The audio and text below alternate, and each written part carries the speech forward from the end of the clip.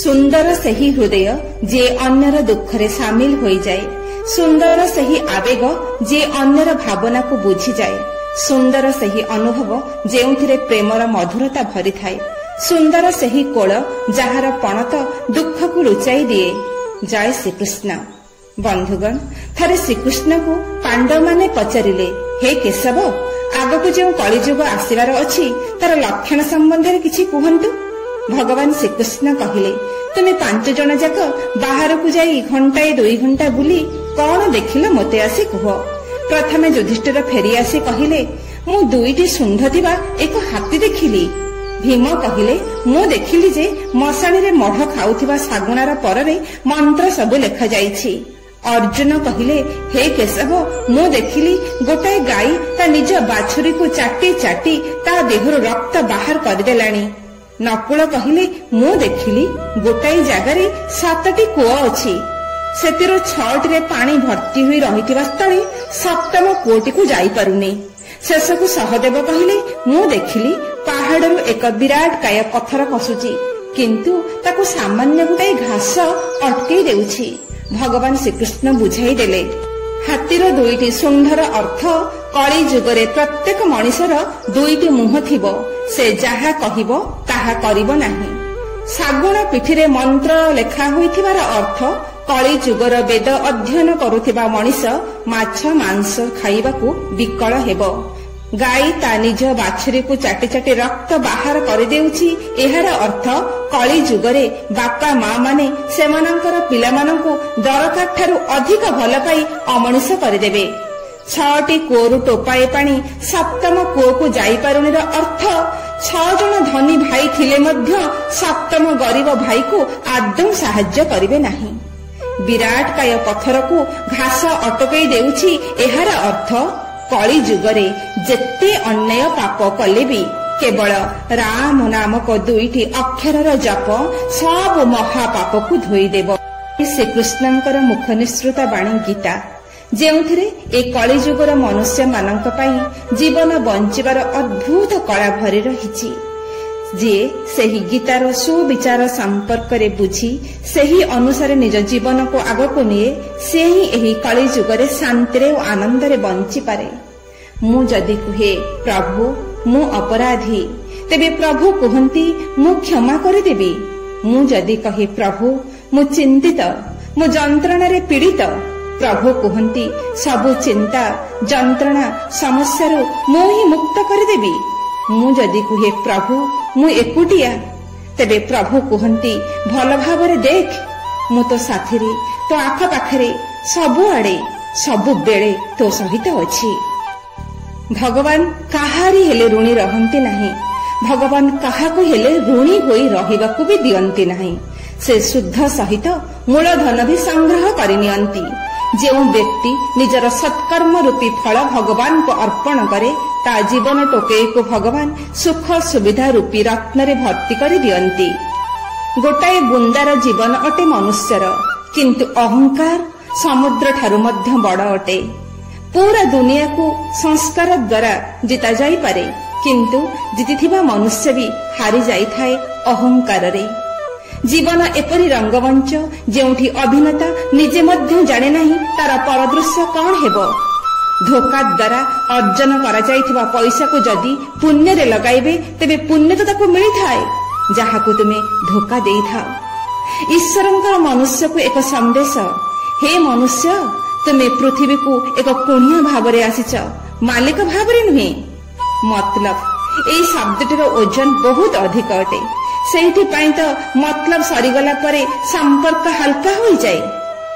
ଶରୀରରେ କୌଣସି ସୁନ୍ଦରତା ନଥାଏ, ସୁନ୍ଦରତା ଥାଏ ବ୍ୟକ୍ତିର କର୍ମରେ। ହାତୁଡ଼ିର ଚୋଟକୁ ସହିଲେ ହିଁ ପଥର ଭଗବାନ ହୋଇଯାଇଥାଏ। ତେଣୁ ବିନା କଷ୍ଟ ଯନ୍ତ୍ରଣାରେ କେହି ମହାନ ହୁଏ ନାହିଁ, କାରଣ ଜୀବନ ବଞ୍ଚିବା ଏତେ ସହଜ ନୁହେଁ। ଶକ୍ତି ଉଚ୍ଚସ୍ୱରରେ ନଷ୍ଟ ନ କରି ମଧୁର ଶବ୍ଦରେ ଲଗାନ୍ତୁ, କାରଣ ଫସଲ ବର୍ଷାରେ ଭଲ ହୋଇଥାଏ, କିନ୍ତୁ ବନ୍ୟାରେ ନୁହେଁ। ଈଶ୍ୱର ତ ତାଙ୍କୁ ହିଁ ଦେଇଥାନ୍ତି ଯେ ବାଣ୍ଟିବା ଜାଣିଥାନ୍ତି, ସେ ଧନ ହେଉ ବା ଖୁସି। ସତ୍ୟର ଦ୍ୱାର ଏତେ ଛୋଟ ଯେ ସେହି ଦ୍ୱାରରେ ପ୍ରବେଶ କରିବା ପୂର୍ବରୁ ପ୍ରଥମେ ମଥାନତ କରିବାକୁ ପଡ଼ିଥାଏ। एपरी काहाको कथा दियंतु नहीं जे आपनको विधर्मी आगरे नतमस्तक हेबाकु पड़िबो।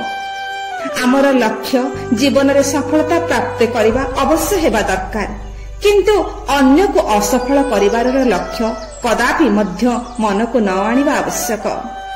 शकुनी परि जे सबु कथारे छल कपट आनी प्रवंचना करिथाय निश्चित भावरे भगवान को दरबार रे से विराट अपराधी होई जाए आ सफलता भी प्रभुंकर आशीर्वाद ताको केबे भी मिले नहीं।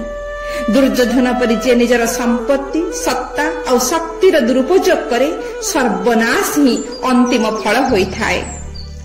आखि को शक्ति देइथाय मन, मन को शक्ति देइथाय बुद्धि और बुद्धि को शक्ति देइथांती परमात्मा।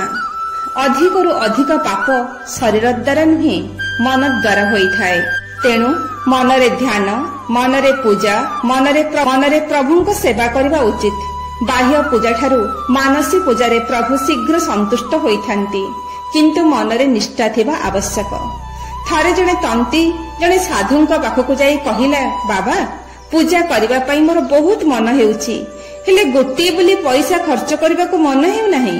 आपण मते एमिति उपाय बतई दियंतु जेउथिरे मोर गोटे भी पैसा खर्च हेबो नाही, किंतु प्रभुंका पूजा सुंदर भावरे होई जिवो। साधु जनक जानिथिले तंतीटी कृपण प्रकृतिर, किंतु प्रभुंक पूजा पाई तार मन अछि। तेणु पचारिले, अच्छा कहिलु प्रभुंकर केउ रूपटी तुमको सबठारु अधिक भल लागे? तंती कहिला, मते बालगोपालंकर रूप खूब भल लागे। साधु जनक कहिले, प्रातः कालरू सेजरू उठी मने मने भाबिबु मो जमुनारू जल आनिली। यशोदा मातांक भावना रखी माटी भावरे बालगोपालंकु सेही जलरे स्नान कराई देबु।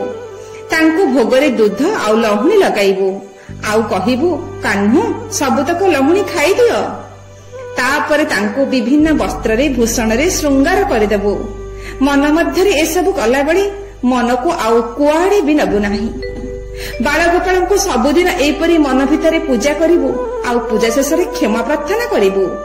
किंतु सावधान, पूजा मध्यरे अन्य किछि भी चिंता जदि मन को आसी जाए तेबे से पूजा निष्फल होई जिवो। तंतीटी घर को फेरिला परे साधु जेपरी कहिथिले सेहीपरि बालगोपालंकर मानसी पूजा करबाकू लागिला। से प्रतिदिन बालगोपालंकु अति प्रेम रे मानसी पूजा करुथाय। किछि दिन परे ता मनरे जेपरि एकाग्रता आसीगला। से मानस स्तर रे जे पूजा करुथाय सेही सब द्रव्य को प्रत्यक्ष देखिला परे अनुभव करुथाय। दिने पूजा करबा समय रे प्रभु बालगोपालंकु क्षीर अर्पण करबाकू चाहिला, आउ सेथिरे किछि चीनी मिसाइला। हठात ताकू लागिला क्षीर रे चीनी टिके अधिका पड़ जाईछि। तंतीटी तो स्वभाव रे कृपण थिला, चिंता कला चीनी किछि बाहर करदेबो। प्रकृत रे सेठी चीनी नथिला कि क्षीर नथिला कि गिना नथिला कि चामुचा नथिला। कृपण स्वभाव जोगु सेथिरु चामुचाई चीनी बाहर करदेबाकू मन कला। तंतीटी कृपण थिले भी ता पूजार एकाग्रता भाव थिला। तेणु प्रभु मने मने आनंदित होई ताको दर्शन देबाकू इच्छा कले। जेतेबेले मानसिक स्तर रे से चामुचाई चीनी बाहर करदेबाकू इच्छा कले, बालगोपाल प्रकट होई जांती आउ ता हाथ को धरी पकांती, आउ कहंती, किरे टिके अधिक चीनी पड़ जाईछि त पड़ू, सेतिरे तोर कोन क्षति हेउछि? तू तो एथि पई पैसा टिए भी खर्च करिनु। भगवान कर स्पर्श पाइबा क्षणी तंती जने असामान्य वैष्णव तत्काल पालटी गला। एहा परठारु से भगवान कर जने अनन्य सेवक होई गला। शास्त्र कुहंती 12 वर्ष पर्यंत जे केही सतकर्म करंती तांकु तार फल अवश्य मिली थाए। शंकराचार्य मध्य श्रीकृष्ण को मानसी पूजा करुथिले। प्रेमर सहित सेवा करिबा उचित। प्रेमर सहित नैवेद्य जाचना करिबा उचित। नैवेद्य देवा बेले भावना करिबा उचित। हे विशंभर, आपण समस्तंकर स्वामी, आपण को पुणी किए कौन देई परिबो? तेबे एही सामान्य प्रसाद मु आपण को प्रेम मन रे अर्पण करूची। तोदियं वस्तु गोविंद तुभ्यमेव समर्पये। मनुष्य भावे से अन्य को रक्षा करूची, किंतु वास्तव रे जी निजे भी कालग्रास रे रहिची सेवा अन्य को किपरि रक्षा करि परिबो? रक्षा कर्ता तो प्रभु, हर्ता कर्ता तो श्रीहरि। से पालक और से संहारक। आमे घरे थाऊ कि अरण्य रे थाऊ कि अरक्ष भावरे रही थाऊ, आमर सबु स्थानर रक्षक हेउछंती एका श्रीहरि।